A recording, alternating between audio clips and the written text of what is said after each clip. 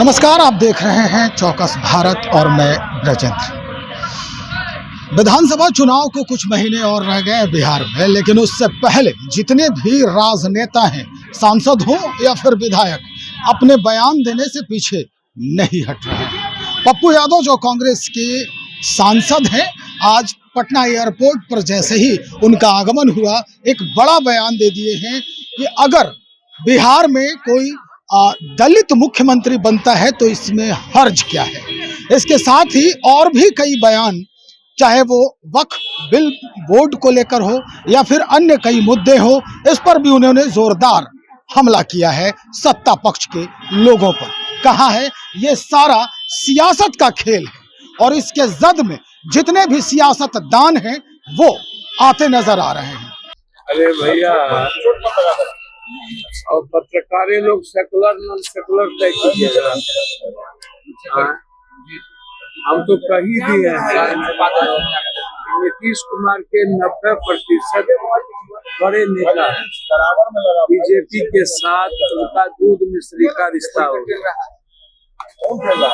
तो समय आपको बताएगा। ये जो बीजेपी की मानसिकता है, मंडल विरोधी है। जब मंडल की लड़ाई हो रही थी तो बीजेपी ने कमंडल ले आकर के हजारों लोगों को मरवा दिया। बीजेपी की मानसिकता, इनके जो गुरु गोलवरकर है, उनकी किताब में लिखी हुई है, जो दूसरे धर्म के लोग हैं, क्रिश्चियन, बौद्ध, सिख, सबको हिंदू होना पड़ेगा। सबसे पहले क्रिश्चियन पर इन्होंने हमला किया, उनके धर्मांत पर। उससे पहले बौद्ध धर्म पर हमला किया। तो जो लोग बात करते हैं, इस्लाम तो बहुत बाद में आया। और वक्फ बिल का जो सवाल है, ये कोई एक दिन की बात नहीं है। नोटबंदी के समय में भी लोगों ने कहा कि मुसलमान सूद ब्याज नहीं लेते हैं, बैंक में जमा पैसा नहीं करता। यदि नोटबंदी कर दीजिएगा तो मुसलमान का पैसे सब खत्म हो जाएगा। भैया, मुसलमान का तो पैसा खत्म नहीं हुआ, 140 हिंदू मर गए। आप उठा के देख लीजिए, एक भी मुसलमान नहीं मरा। जीएसटी की स्थिति आप उठा के देखिए। भैया, इनकी मानसिकता कोई नया नहीं ना है। ये कहते हैं कि मैं जमीन बेच के पसमानदा मुसलमान या अत्यंत पिछड़ा मुसलमान के लिए करूंगा। अरे मोदी जी और योगी जी, पहले तो हिंदू सम्राट की लड़ाई आप दोनों आप लड़ लीजिए। कटोगे तो बटोगे। इतना पसमानदा, अगड़ा, पिछड़ा कोई जात कहाँ आता है। साउथ अलग हो गया, नॉर्थ अलग हो गया।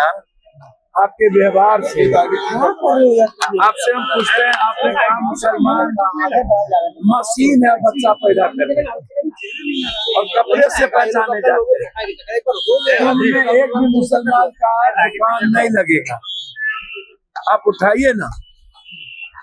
आप आज की बात नहीं है। जब आप मुगल और बाबर की बात करिएगा तो सबसे ज्यादा माफी तो यही लोग मांगे हैं अंग्रेज से, समझौता किया है। और वक्त तो एक भटकाने का माध्यम है, रास्ता है। ये बात तो गोलवरकर ने कहा था, साहूकारों को बढ़ाओ और गरीबों को 5 किलो अनाज दे करके गरीब रखो ताकि वो गुलाम रहे। तो इनकी मानसिकता ही आरएसएस की गुलाम करने की है, हर जाति के धर्म को गरीब। ये मुसलमान या हिंदू, ये सबको कर जाते हैं। किसी को खालिस्तानी कहते हैं, आतंकवादी कहते हैं, क्रिश्चियन के खिलाफ होते हैं, बौद्ध के खिलाफ। तो पहले से ही बौद्ध को किसने भारत से भगा दिया? अब क्यों बौद्ध धर्म आए? तो जो लोग फालतू फालतू बात करते हैं कि पास हो गया तो ऐसा हो गया, भैया, बहुमत के आतंक पर किसी चीज को आप कितना दिन दबाइएगा? फिर जब कोई नई सरकार आएगा तो अमेंडमेंट करेगा कहीं ना कहीं, किसी न किसी चीज। और अभी सुप्रीम कोर्ट भी लोग गए हैं। जब संविधान की व्याख्या करनी होगी तो सर्वोच्च न्यायालय ही ना करेंगे। तो सर्वोच्च न्यायालय अंतिम है, तो इसीलिए आप चिंता मत करिए।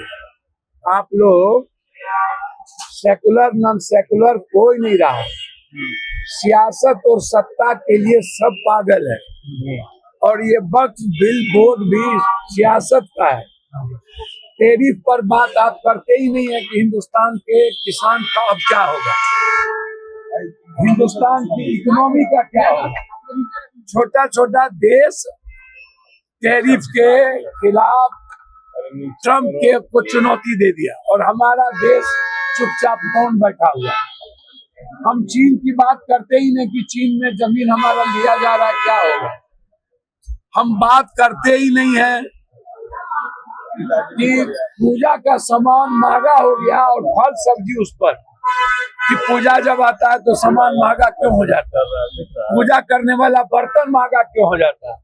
हम इस पर बात ही नहीं करते हैं, हम डॉलर पे बात ही नहीं करते हैं, हम रुपया पे बात ही नहीं करते हैं, हम शेयर मार्केट पर बात ही नहीं करते हैं, हम महंगाई पे बात ही नहीं करते हैं। हमेशा हिंदू मुसलमान जात पात उसको गरियाओ, क्या फायदा यार। एकदम हिंदुस्तान बेरोजगारी के लिए बात होनी चाहिए, गरीबी के लिए बात होनी चाहिए। ये आप लोग, अच्छा आप लोग जानते हो वक्फ को, क्या जानते हो वक्फ? हाँ, वक्फ जमीन किसकी थी या किसकी नहीं थी। जिस किसी ने भी जमीन दान दिया और वो किसी मुसलमान के नाम से नहीं है, वो किसी अल्लाह ईश्वर के नाम से मंदिर, मस्जिद, गुरुद्वारा, कब्रिस्तान, शमशान हो गया। और वो जमीन अब क्या कहते हैं ये लोग कि तकदीर बदलेगी, उम्मीद बढ़ेगा। मतलब पहले था मोदी है तो मुमकिन है, अब वक्त पे जमीन से ही मुमकिन है, मोदी से मुमकिन नहीं है। मोदी जी ने कहा था 15 लाख रुपया, वो भी गायब। नोटबंदी, वो भी गायब। जाली नोट, वो भी गायब। GST, वो भी गायब। भैया मोदी जी का याद करिए, पाकिस्तान खत्म कर देंगे, वो भी गायब। पुलवामा के बाद वो भी गायब। कब्रिस्तान, शमशान, ईद, बकरीद, जिन्ना, पाकिस्तान, NRC, तलाक, बाप रे बाप, 24 घंटा डाइवर्ट। EBC पर हमला, नीतीश जी का मतलब EBC, और उसी का रेस्पेक्ट खत्म हो रहा है नीतीश जी को खत्म करके। तो जब आप नीतीश जी को खत्म करिएगा तो EBC का साथ तो कांग्रेस को मिलेगा, और कांग्रेस EBC के साथ जाएगा। EBC ना इधर ना उधर, सीधा कांग्रेस। तो नीतीश कुमार जी को खत्म करने की पूरी साजिश है। अकेला नीतीश कुमार सेकुलर या EBC के विचार वाले लोग बचे हैं। उनके जितने बड़े नेता हैं वो शुरू से ही नीतीश कुमार के विचारधारा के नहीं थे, बीजेपी विचारधारा। मंत्री जी को खत्म करने के बाद राजेश राम बिहार कांग्रेस के अध्यक्ष बने। राजेश राम अब उनको मुख्यमंत्री बनाने के लिए कांग्रेस के लोग कह रहे हैं इनको मुख्यमंत्री बनाएंगे। क्या दिक्कत है? दलित को मुख्यमंत्री नहीं होना चाहिए? अच्छी बात है। खाली OBC में मुख्यमंत्री होगा, EBC और दलित में नहीं होगा। सामने करना ही चाहिए। दलित में तो प्रधानमंत्री भी होना चाहिए। हम तो चाहते हैं 27% दलित ST SC है, तो बनाइए देश का प्रधानमंत्री, बनाइए मुख्यमंत्री। वो तो ST है ना, तो दलित को भी दीजिए। हम भी चाहते हैं मुख्यमंत्री बनने, और हम चाहते हैं राजेश राम बन जाए जल्दी से मुख्यमंत्री। सच्चाई और हकीकत क्या है, इससे कोई सामना करना नहीं चाहता है। अगर हकीकत की बात करें तो टैरिफ पे कोई बात नहीं करता है, किसानों के लिए कोई कुछ बोलते नजर नहीं आता है। हकीकत यही है, और फंसाना आप समझ रहे हैं। तो चलिए हम इंतजार करते हैं और लोगों से बातचीत करेंगे, क्या कुछ सामने आ रहा है हम वो भी दिखाएंगे आपको। बने रहिए हमारे साथ, बहुत शुक्रिया।